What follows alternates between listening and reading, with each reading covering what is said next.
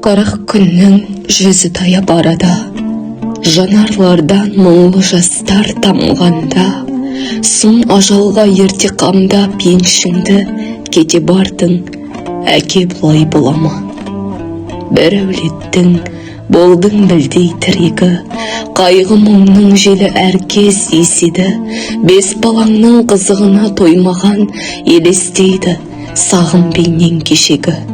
Бір өзіңе жаздым мақтау асыра, әкетайым жоқсың енді қасында, Ақшоқының барша халқын әкемнің шақырамыз 40 күндік асына. Құрметті ағайын туыс, құда жекшат, дос жаран, әкемізбен дәмдес болған барша жамағат. Сіздерді ардақты әке, үлгілі жар бола білген Маматов Болат Садырханұлының өмірден өткеніне 40 күн толуына орай берілетін 40 күндік асына шақырамыз. 40 күндік асы 2023 жылы 21 желтоқсанда сағат 13:00-де өтеді.